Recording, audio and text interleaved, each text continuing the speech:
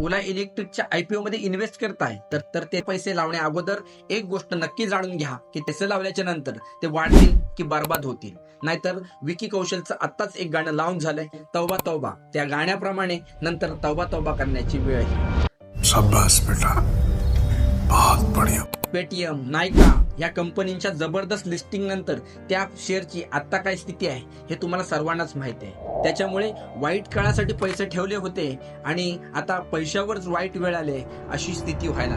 म्हणून या ठिकाणी पैसे लावण्या अगोदर काही गोष्टी नक्की जाणून घ्या. तर मित्रांनो, या व्हिडिओच्या माध्यमातून आपण ओला कंपनी नक्की काय करते, त्यांचे बिझनेस कोणकोणते आहेत, ती कंपनी सध्या प्रॉफिट मध्ये आहे की लॉस मध्ये आहे, सध्या आलेला आयपीओ नेमका काय आहे आणि या आयपीओ मध्ये आपण इन्व्हेस्ट करायला पाहिजे की नाही करायला पाहिजे, या सर्व गोष्टी जाणून घेणार आहोत. तर मित्रांनो नमस्कार, मी सुमित गुरव आणि तुमचं स्वागत आहे आपल्या युट्यूब चॅनलवर. तर मित्रांनो, 27 जुलैला या आयपीओ ची घोषणा करण्यात आली होती आणि आज 2 ऑगस्ट पासून 6 ऑगस्ट पर्यंत हा आयपीओ ओपन असणार आहे. रवीश अग्रवाल या ओला कंपनीचे मालक आहेत आणि त्याचबरोबर सॉफ्ट बँक याची मोठ्या प्रमाणावर यामध्ये इन्व्हेस्टमेंट आहे.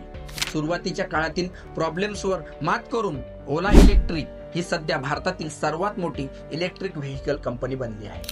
ओला इलेक्ट्रिकचा हा आयपीओ 6 तारखेपर्यंत ओपन असणार आहे आणि त्याची प्राइस बँड ठेवण्यात आलेली आहे 72 ते 76 रुपये. देशातील ही पहिली इलेक्ट्रिक व्हेकल कंपनी आहे जिने आपला आयपीओ बाजारामध्ये आणला आहे. आता या आयपीओच्या माध्यमातून मिळणाऱ्या पैशातून ते बॅटरी म्हणजे सेल्स तयार करण्याची फॅक्टरी घालणार आहेत. त्याचबरोबर रिसर्च अँड डेव्हलपमेंटसाठी पैसे वापरणार आहेत आणि त्याचबरोबर पूर्वी असलेले कर्ज फेडण्यासाठी यातील काही रक्कम ते वापरणार आहेत. सध्या ओला इलेक्ट्रिक या कंपनीचं टोटल व्हॅल्युएशन $4 अब्ज एवढं आहे. मग आता आपण बघणार आहोत की ही ओला इलेक्ट्रिक कंपनीचे नेमके बिझनेस काय आहेत. तर मित्रांनो, ओला इलेक्ट्रिक ही ओला कॅब आणि ओला स्कूटर तयार करणारी कंपनी आहे आणि भविष्यामध्ये आता जो आयपीओ आणला जातोय या आयपीओच्या माध्यमातून या ओला कॅब आणि ओला स्कूटर या गाड्यांसाठी लागणाऱ्या ज्या सेल्स म्हणजे बॅटऱ्या असतात त्याचं स्वतःचं मॅन्युफॅक्चरिंग करण्याचा त्यांचा प्लॅन आहे. त्याच्या माध्यमातून ते ओला सेल्स ची फॅक्टरी उभी करणार आहे. त्याच्यामुळे ओला कॅब आणि ओला स्कूटर हा त्यांचा मुख्य बिझनेस आहे.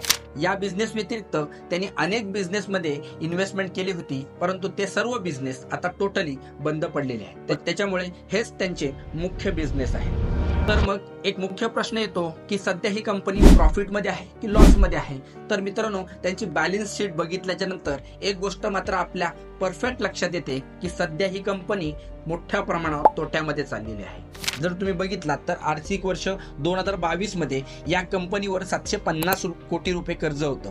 ते जाऊन पुढे 2023 मध्ये दुपटीने वाढून ते याच्यामध्ये वाढ होऊन ते 1645 करोड इतकं कर्ज झालं होतं आणि आता सध्या या कंपनीवरती 2389 कोटी रुपये इतकं कर्ज आहे. आणि प्रॉफिटचा जर विचार केला तर सध्या ही कंपनी 2022 मध्ये 784 कोटी रुपये इतकी तोट्यामध्ये होती. 2023 मध्ये यामध्ये दुपटीने वाढ होऊन 1472 कोटी रुपये इतकी लॉस मध्ये होती आणि सध्या ही कंपनी 1584 कोटी रुपये इतकी तोट्यामध्ये आहे. त्याच्यामुळे एक गोष्ट तर नक्की आहे की सध्या ही कंपनी पूर्णपणे लॉस मध्ये आहे. मग एक प्रश्न पडतो की भविष्यामध्ये ही कंपनी जाऊन प्रॉफिटेबल होऊ शकते का? तर मित्रांनो, एक गोष्ट तर नक्की आहे की सध्याच्या सरकारचं ईव्ही विषयी धोरण हे खूप चांगलं आहे आणि त्यांच्या या ईव्ही विषयी धोरणाच्यामुळे ईव्हीच्या गाड्यांच्या किमती थोड्या प्रमाणात कमी झालेत. त्याच्यामुळे या गाड्यांच्या किमती कमी झाल्याच्यामुळे सध्या लोकांचा ईव्हीकडे बघण्याचा दृष्टिकोन बदलला आहे आणि लोक ईव्हीकडे वळत आहे. परंतु एक गोष्ट जर बघितली की सरकार आणि कंपन्या ही जेवढ्या लोकांची अपेक्षा करतायत तेवढी लोक ईव्हीकडे वळलेत का? तर नक्कीच नाही. सध्या ईव्हीकडे जेवढं सरकार आणि कंपन्या अपेक्षित करत होत्या तेवढी लोक सध्या ईव्हीकडे वळलेली नाहीये. आता सध्या बघितलात तर ईव्हीच्या वाहनांची विक्री ही इतर पेट्रोल आणि डिझेल वाहनांच्या विक्रीमध्ये फक्त 5 ते 6% आहे आणि सरकार असं म्हणतंय की भविष्यामध्ये हे ईव्ही वाहनांची संख्या जी आहे ती 50 ते 60 किंवा 70% जाईल. परंतु जाणकारांचं असं मत आहे की सरकार जे म्हणतंय त्याच्या विपरीत काही गोष्टी होऊ शकतात. या वाहनांना 25 ते 30% जायला देखील खूप वेळ जाऊ शकतो. परंतु एक गोष्ट मात्र नक्की आहे की सरकारने जर ईव्हीच्या बाबतीत अशीच धोरणं ठेवली आणि पुढे जाऊन त्यांनी बजेटमध्ये ह्याच्याविषयी काही तरतुदी केल्या आणि या कंपन्यांना काही मदत केली तर भविष्यामध्ये ईव्हीच्या बाबतीत एक मोठं मार्केट उभं राहू शकतं. आणि जर ईव्हीचं मोठं मार्केट उभं राहिलं तर सध्या ओला इलेक्ट्रिक ही मार्केटमधील सर्वात मोठी कंपनी आहे. ही भविष्यामध्ये जाऊन ह्या कर्जातून प्रॉफिटेबल होऊ शकते. परंतु या जर तरच्या गोष्टी आहेत, त्याच्यामुळे सध्या तरी एक गोष्ट आपण मान्य करायला पाहिजे की सध्या कंपनी ही प्रॉफिटेबल नाही, ही लॉसमध्ये आहे आणि भविष्यामध्ये ही प्रॉफिटेबल येईल की नाही येईल याबद्दल साशंकता आहे. सध्या ओलाचा मार्केट शेअर हा त्याच्या कॉम्पिटेटर कंपन्या म्हणजे टीव्हीएस किंवा इतर ज्या कंपन्या आहेत त्यांच्यापेक्षा खूप चांगला आहे. परंतु टीव्हीएस आणि इतर कंपन्या ज्या अग्रेसिव्ह पद्धतीने मार्केटमध्ये आपले प्रोडक्ट लॉन्च करतात आणि आपल्या गाड्या घेऊन येतात त्याचा तोटा नक्की ओलाला बसला आहे. आणि ओलाच्या बाबतीत मागील काही काळात सोशल मीडियावर ज्या प्रसिद्ध केलेल्या पब्लिकच्या रिएक्शन आहेत किंवा ओला पेटवण्याच्या किंवा ओलाच्या गाड्या फोडून टाकण्याच्या घटना ज्या सोशल मीडियामध्ये दाखवल्या जातात त्याचा नक्कीच ओलावर परिणाम होताना आपल्याला बघायला मिळाला. तर मग एक प्रश्न राहिला की या आता सध्या जो IPO आला आहे त्यामध्ये आपण पैसे इन्व्हेस्ट करायला पाहिजेत की नाही करायला पाहिजेत. तर मित्रांनो, यामध्ये पैसे इन्व्हेस्ट करायचे की नाही करायचे हा सर्वस्वी तुमचा निर्णय असू शकतो. परंतु ती कंपनी प्रॉफिटेबल किंवा एक मजबूत मार्केट शेअर असलेली कंपनी असणे खूप गरजेचं आहे. सध्या ओला IPO ची प्राइस बँड 72 ते 76 रुपये ठेवण्यात आली आहे. त्याच्यामुळे ती प्राइस तुम्हाला आकर्षित करू शकते. परंतु त्यामध्ये इन्व्हेस्ट करायचे की नाही करायचे हा सर्वस्वी निर्णय तुमचा आहे.